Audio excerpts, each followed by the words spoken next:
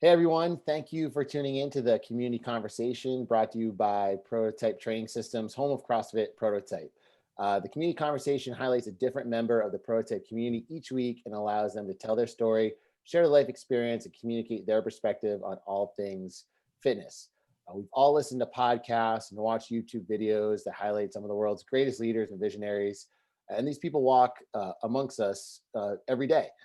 We believe that some of these amazing people are here at Prototype, and we want you to get to know them. So to that end, I want to introduce our second guest, Nicole St.Pierre, also referred to as NSP by her fellow Prototype family. Nicole's been a part of the Prototype community for almost 7 years.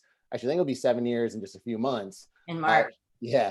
She's a consistent 5-ammer who rarely misses a workout. She's a mother of 2, with a great sense of humor, and has just been crushing life recently. And Nicole, thank you so much for being part of the community conversation.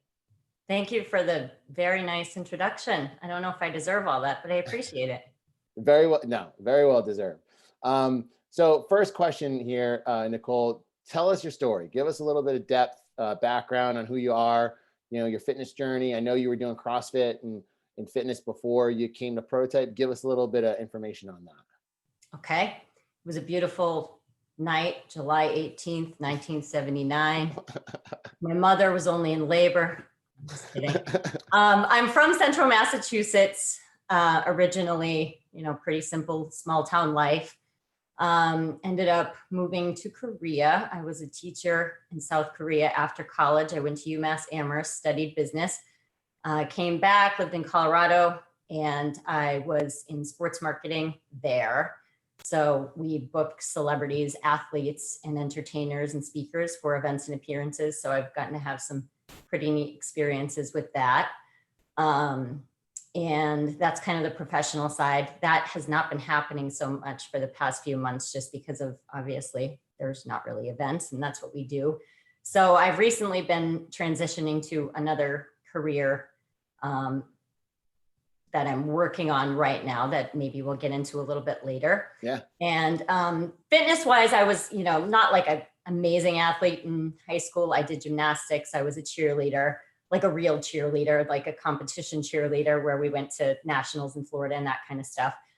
Through college in my early 20s, I was not really into fitness. I was blessed with eating what I wanted and staying super skinny, at least when I was younger. So it didn't really become a big part of my life until like my late 20s and early 30s or so.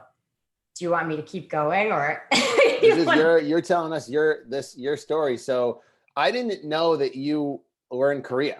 So it's funny because like when I talk to like people, like our members, and there's tons of people at our gym, like, yeah.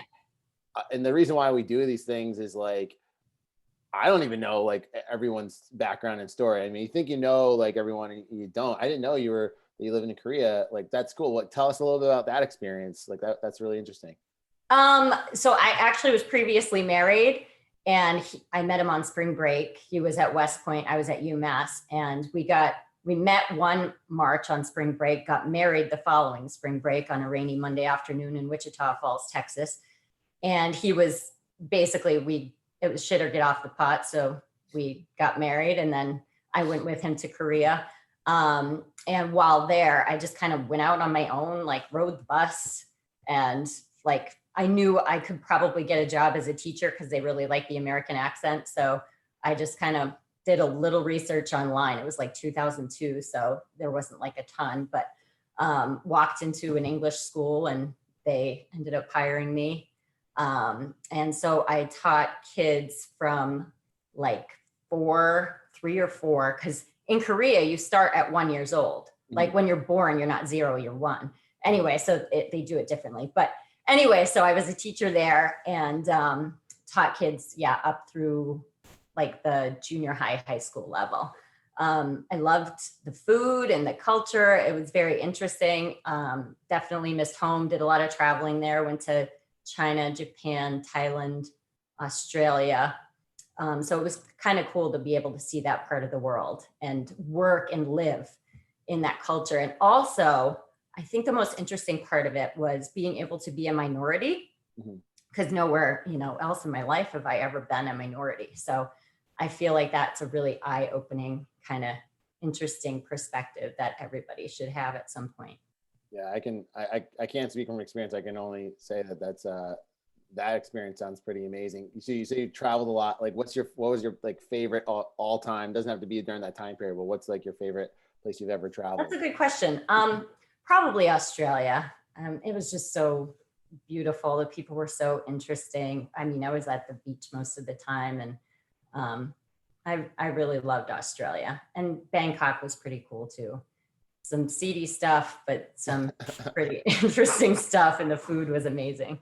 I can only imagine. Yeah, Australia sounds like a pretty awesome. And Spain. I just went to Spain with the family last 2019. That was awesome too. So. Oh, that's awesome. Yeah. So all right, so travel, Korea, grew up in Central Mass. Like, tell us how you got into like, how'd you find CrossFit? I know you, like I said, I know you were working out at another gym before you came to Prototype. Like, yep. Talk us through that journey. Like, how'd you get into it? Like, what inspired you to start doing CrossFit? Like, what's your experience been like? What do you love about it? So I moved back to Massachusetts in 2009 with my now husband, who was my boyfriend then, lived in Roslindale, right outside of Boston. And I was starting to work from home for the first time ever. And I had just turned 30. And so working from home, you're not moving around as much. Your kitchen is right there. And like after 30, I think my metabolism slowed down a bit. So I gained like 15 pounds in like 5 months. And I was like, what the, So okay. I was like, I got to get fit. So I did P90X, and that actually really got me pretty tore up. But it was boring. It was so monotonous. I mean, Tony Horton stirring the soup and saying the same damn thing every day. So I was like, I got to do something that's going to keep me interested. I started doing yoga, which I liked, but I felt like I needed something a little more, intense. So I ended up, just researching gyms, and CrossFit came up. And I had a friend back in Colorado that was into it when, it was a really new unknown thing back in 2005. So I'm like, I guess I'll give it a try. And the gym that I found was great. It was CrossFit Crack in Dedham. Marissa actually knows the people there. She was at their sister gym. So we kind of had that thread in common. So I really liked it. And then I started to, do really well. And then 6 weeks later, I find out that I'm pregnant with my oldest, but I'm like, okay, so I guess I'll stick with this as long as I can. And I ended up going until I was 9 months pregnant. So I just really liked it there. Then we moved here in 2013, and I started at CrossFit Sobo, it was at the time in Southborough, and it was awful. It was everything like that Prototype is not. The coaches were terrible. I went to maybe 10 different classes, and there was like 8 different coaches. One of them was encouraging people to kick up into a headstand, which from yoga, I knew was not at all what you're supposed to do. It's like really dangerous for your cervical spine. So I was like, this place sucks. And then Lisa Strain, Lisa Strain, who used to be a member of the 8 a.m. crew a long time ago. I met her at a book club, and she was talking about Prototype and you and John, and she's like, oh, this place is great. And I'm like, okay, I'll check it out. And then I walked in, and immediately it just felt different, like just the community atmosphere, the people that were there, the 8 a.m. ladies that I used to, spend a lot of time with, Kim Bell and Kathy Bridges and Sandra Block and all those ladies. And they made it really fun. Crazy Bill was there quite a lot of the time, Sarah Sullivan and Barry, when they were like just getting engaged and all that. So yeah. There's certainly there's some great people at the gym. A lot of those people are still here. And, it sounds like you've made some good memories. What's your favorite memory so far since being at Prototype? Probably jumping up and down in a puddle of my own pee in front of 200 people. Tell us tell the viewers a little bit about that. Not everyone knows that. I know that story because I think I helped clean it up. But, tell us a little bit. So, actually, that was such a fun day. It was the first competition I'd ever done. It was Wadtober, and I think 2016 or 17, Christina Mendoza, she was like 25, 26. She's the partner of this, mom of 2, doesn't realize these pelvic floor issues are a real thing. So I'm like, and it was only single unders too. But there were so many of them. There was like 15. So I was jumping and jumping. There it goes. So I, peed a little and then I peed a lot. But I didn't stop. I just kept jumping and we actually got second place. So kept jumping. Just kept jumping. Yeah, somebody grabbed them up and I had a change of clothes. So it was all good. All good. Just a little bit of pee. So funny. Yeah. Just keep jumping. I think should go on the next t-shirt. Just keep jumping. So you were like in that 8 a.m. routine and like, it's like now, like over the last like several years, you've like now early in this 5 a.m. routine, like you're an early morning person, you get up, get after it. And like, I think, from our conversations, like your like mindset and approach to like fitness and just routine in general has been like, just, I think you're setting the stage, you're setting the standard for a lot of like, people, it just in general, just in terms of like your dedication, just being overall healthy. Talk a little bit about that, like how that's kind of changed and what you've done like differently. Well, after I had my second child, it took me quite a long time to get back in the gym. And my schedule wasn't really going to allow for me to come later in the morning, but I just thought I have to get in there. I know how much better I feel when, I'm working out regularly, physically, emotionally, mentally. I just feel so much better. Like this week I missed 3 days because my back got jacked up and I was bitch for like 3 days. And finally I went this morning and I feel like my demeanor is just 100% different. I'm just happier. Anyway, so I realized if I'm going to be going back to the gym, I got to figure out a way to do it. I think I tried a couple of times to go at night, but being a mom of like young kids, and it just wasn't going to work. So I'm like, bite the bullet, set my alarm for 4:26 a.m. And, it was hard to adjust to that, but I love it because you get out of bed before you even know what's going on. Like I just have to hit the alarm and just pop right up. And the first couple of minutes suck, but you just deal with it. And then when you're done, you realize you just like kicked your own ass and sweat and got an amazing workout in and got to hang out with your friends like before most people are even thinking about opening their eyes. So I just love the early morning thing. And obviously once I first started, just the whole crew of my ladies, my middle-aged broads, the hens, as we call them, we have a good time. And that's like kind of my favorite memory. It's just like almost every day there's something else to laugh about. There's somebody else saying something completely inappropriate that everyone just cracks up over. But yeah, it's a good crew. There is a good crew at the early morning. It's true too. Is getting it in, getting up, getting it in, being done with it sets your day up. Not just the physical return you get on it, but the mental return you get on it too. Big time. Yeah, I totally understand. And I think a lot of people listening can probably understand that, or some people probably listening, probably some of those people that might struggle with, getting up early and having that like motivation to do that. Like what was like, what do you like, what motivates you? What motivates me? I was never very consistent about being in the gym. I think I did it mostly for vanity reasons. Like, I just didn't want to gain weight like I had before. So I would just kind of use that as motivation. But over the last year, as a lot of people know, I've struggled with alcoholism. I'm almost a year sober at this point. I think I'm like 26 days away or so. And the health and fitness aspect of my recovery has been completely it's been the most integral thing to it. I feel so much better when I treat my body right, when I'm working out. It's all really going hand in hand. So really that's a big part of my motivation now. I really just want to be healthy too. I want to be able to, be a good example for my kids. When I'm working out, I'm eating better. It just sets the stage for, a healthier life. and healthier balance for me overall. 26 days. Something like that. Yeah. I'm close. That's incredible. February 12th. That's incredible. That's an amazing thing. And yeah, I mean, I can just attest. I mean, just seeing just the change in you has been incredible. And wow, was I a real shitbag before? No. No. You know, you're still a shitbag. No, I'm just kidding.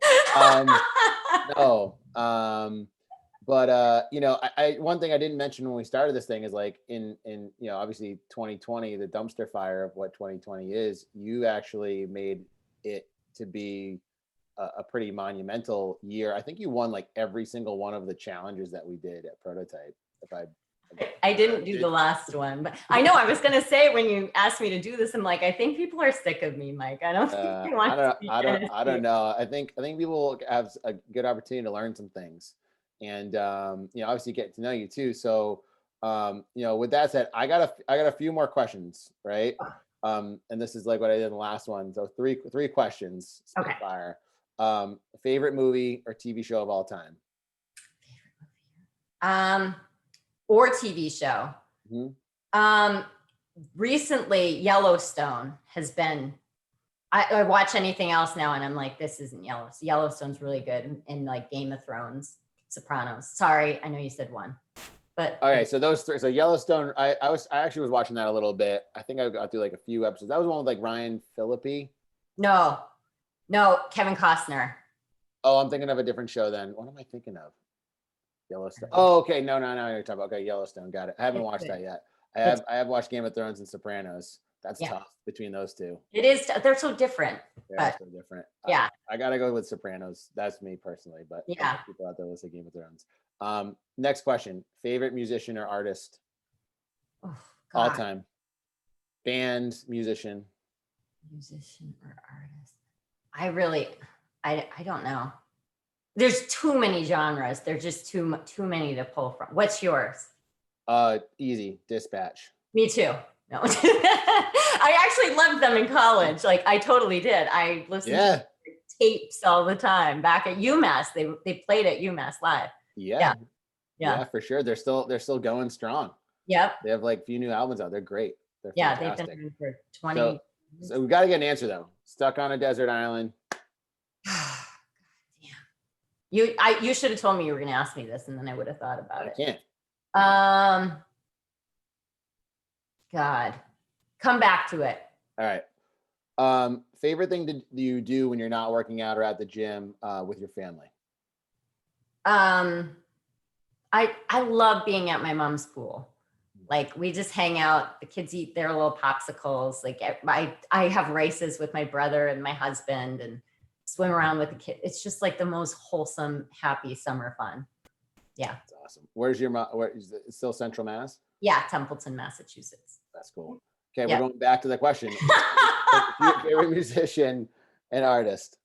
Or I